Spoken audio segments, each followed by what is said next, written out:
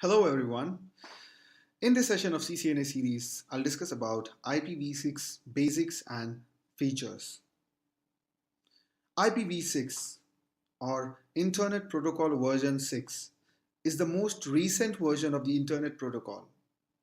Developed by the Internet Engineering Task Force or IETF, it is the next generation Internet Protocol standard intended to eventually replace IPv4, which is running out of addresses, and the protocol many internet services still use today. IPv6 is a 128-bit address. Why IPv6, or why do we need IPv6? IPv4 was designed in the early 80s and did not get any major change afterward. At the time of its infancy, internet was limited only to few universities for their research projects and to Department of Defense. The Internet Engineering Task Force designed the old IPv4 in 1981 to allow about 4.3 billion addresses, which seemed a lot at that time. Today, the number of connected devices in the world far outstrips the available IPv4 addresses.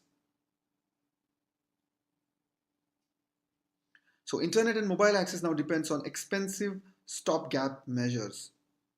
But as the internet exploded in size and importance, the IETF realized this address limit was looming disaster and designed IPv6. IPv6 increases the limit to a gigantic 340 undecillion billion addresses, which is equal to 3.4 into 10 raised to 38 addresses. Most global networks are already IPv6 capable, but many smaller enterprises and users still need to catch up in order to benefit from IPv6. Let's see how we can represent the IPv6 address. IPv6 addresses are 128 bits in length and uses a convenient hexadecimal or hex format for addresses. In case if you're not aware what hex values are, this table can help you. 0 to 9 decimal will be represented as 0 to 9 in hex values, and from 10 to 15 in decimal will be represented as A to F. As described in RFC 4291, the preferred format of IPv6 is 8x separated by colons. Each x is a 16-bit section that can be represented using up to 4 hexadecimal digits, with the section separated by colons. To make it more readable, IPv6 uses a format with 8 sets of 4 hex digits, with each set of 4 digits separated by a colon for a total of 32 hexadecimal values. Next, let's see how we can abbreviate the IPv6 addresses. IPv6 addresses are quite long. Imagine you have to call a friend and ask him or her to ping the following addresses. It won't be easy, right? To make our lives a bit better, IPv6 addresses can be shortened.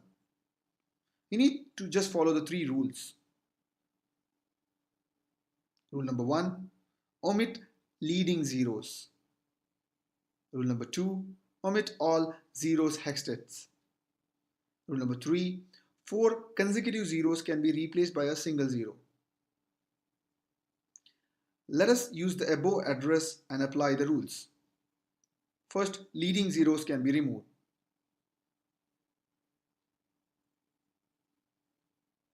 After removing the leading zeros, apply the second rule.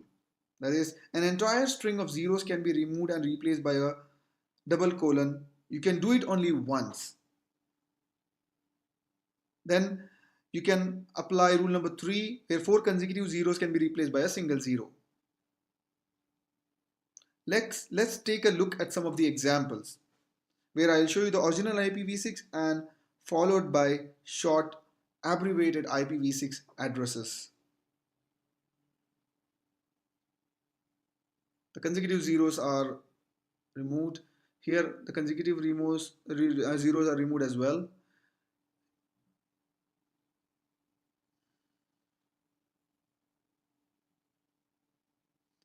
Next, let's look at the IPv6 features, starting with larger address space. In contrast to IPv4, IPv6 uses 4 times more bits to address a device on the internet. This much of extra bits can provide approximately 3.4 into 10 raised to 38 different combination of addresses. This address can accumulate the aggressive requirement of address allotment for almost everything in this world. According to an estimate, 1564 addresses can be allocated to every square meter of this earth. The next feature we have is simplified header. IPv6 header has been simplified by moving all unnecessary information and options which are present in IPv4 header. The next feature we have is end-to-end connectivity. Every system now has unique IP address and can traverse through the internet without using network address translation or other translating components. After IPv6 is fully implemented, every host can directly reach other hosts on the internet with some limitation, such as firewall and organization policies, etc. The next feature we have is auto configuration. IPv6 supports both stateful and stateless auto configuration mode of its host devices. This way, absence of DHCP server does not put a halt on inter-segment communication. The next feature we have is faster forwarding or routing. Simplified header puts all unnecessary information at the end of the header. The information contained in the first part of the header is adequate for a router to take routing decisions, thus making the routing decision as quickly as looking at the mandatory header. The next feature we have is IPsec. Initially, it was decided that IPv6 must have IPsec security, making it more secure than IPv4. This feature has now been made optional. Another feature we have is no broadcast. IPv6 does not have any broadcast support anymore. It uses multicast to communicate with multiple hosts. Another important feature is anycast support. This is another characteristic of IPv6. IPv6 has introduced anycast mode of packet routing. In this mode, multiple interfaces over the internet are assigned same anycast IP address. Routers, while routing, send the packet to the nearest destination. Another feature we have is mobility. IPv6 was designed keeping mobility in mind. This feature enables hosts such as mobile phone to roam around in the different geographical area and remain connected with the same IP address. The mobility feature of IPv6 takes advantage of auto IP configuration and extension header. Then another feature we have is enhanced priority support. IPv4 uses 6 bits DSCP and 2 bits ECN to provide quality of service, but it could only be used if the end-to-end devices supports it. That is, the source and the destination device and underlying network must support it. In IPv6, traffic class and flow labels are used to tell the underlying routers how to efficiently process the packet and route it. Another feature we have is smooth transition.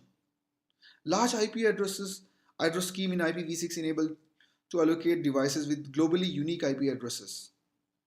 This mechanism saves IP address and NAT is not required, so devices can send or receive data among each other. For example, VoIP and or any streaming media can be used much efficiently. Other fact is the header is less loaded, so router can take forwarding decision and forward them as quickly as they arrive. And the last feature we have is extensibility. One of the major advantages of IPv6 header is that it is extensible to add more information in the option part. IPv6 are placed in separate extension headers that are located between the IPv6 header and the transport layer header in a packet. IPv4 provides only 40 bytes for option, whereas options in IPv6 can be as much as the size of the IPv6 packet itself.